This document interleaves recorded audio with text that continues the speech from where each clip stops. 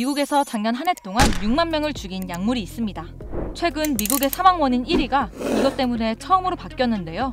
코로나19, 교통사고나 총기사고, 자살보다도 더 많은 사람들을 죽인 약물의 이름, 펜타닐입니다.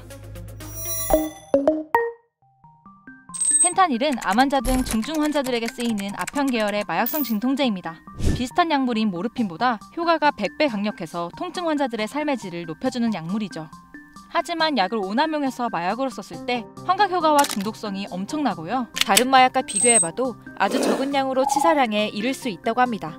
펜타닐 마이크로그램 단위거든요. 100만 분의 1 정도로 다른 약보다 극미량으로 효과가 강력하기 때문에 독약 독극물에 준하는 정도로 적은 양으로 사용되는 만큼 몰래 유통되기가 쉬워서 영미권을 중심으로 빠르게 확산돼 큰 문제가 됐는데요. 어느 정도냐면요. 작년 미국 내 젊은 층 사망 원인 1위가 바로 이 펜타닐 중독이었습니다. 코로나19 사망자, 교통사고나 총기사고 사망자, 자살자보다도 훨씬 많은 거죠.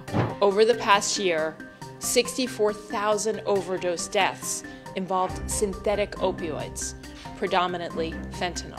This is an existential threat to our communities. 그런데 이 위험한 약물이 최근 우리나라에 흘러들어와 신종 마약으로 유행하고 있습니다. 마약성 진통제가 신종 마약으로 변질돼 일부 젊은 층에서 유통되고 있습니다. 10대 청소년 42명이 적발됐습니다. 청소년들이 이 펜타닐을 구한 방법은 생각보다 간단했는데요. 바로 동네 병원에 가서 의사에게 처방을 받는 합법적인 방법이었습니다. 교통사고가 났었다. 허리 수술을 받은 적이 있어서 펜타닐 아니면 안 된다는 식으로 말하고 처방을 받은 거죠. 그런데 진단서나 확인 절차 없이 간단한 문진만으로 처방해준 병원도 많아서 이런 병원들의 리스트가 일종의 성지처럼 마약상을 타고 공유됐다고 합니다. 어느 병원에서 뚫리는지 정보를 팔아요. 그거를 사는 애들이 다시 또 돌리는 거죠. 이런 일을 막기 위해 등장한 시스템이 있는데요. 식약처의 의료쇼핑 방지 정보망 서비스로 의사가 환자에게 마약류를 처방하기 전에 환자의 과거 처방 이력을 확인할 수 있는 시스템입니다. 하지만 이 시스템이 의무사항도 아니고 확인 절차가 복잡해서 거의 사용되지 않고 있다고 하고요. 이런 게 있는지 아예 모르는 의사들도 많다고 해요.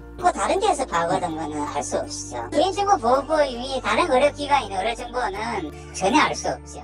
처방 마약의 가장 큰 문제점은 다른 마약보다 경각심 없이 입문하게 된다는 거예요.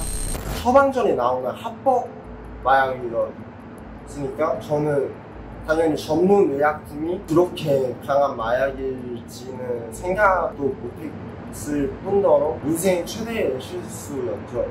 작년 5월에는 경남 지역 고등학생들 수십 명이 학교에서 단체로 펜타닐을 하다가 입건되는 일까지 있었는데요. 한때는 마약 청정국이라고 불렸던 우리나라지만 마약 서범이 지속적으로 증가하고 청소년의 비율도 늘고 있다고 해요. 미드에서나 볼 법했던 마약 문제가 더 이상 남일이 아니게 된 거죠. 전문가들은 가장 먼저 합법적인 마약 공급책이 되어버린 병원의 처방 시스템을 개선해야 한다고 지적합니다. 전문의약품이고 마약류 의약품이기 때문에 병원에서 처방을 할 때 제대로 된 문진이나 약물 복용 이력 등을 제대로 한다면 펜타닐을 쉽게 구할 수 있지는 않을 것이라고. 식약처는 의사가 마약류 의약품을 처방할 때 사전에 환자의 처방 이력을 의무적으로 확인하게끔 하는 방안을 검토 중이라고 하는데요. 하루빨리 철저한 관리 감독과 제도적 보완이 필요한 때인 것 같습니다.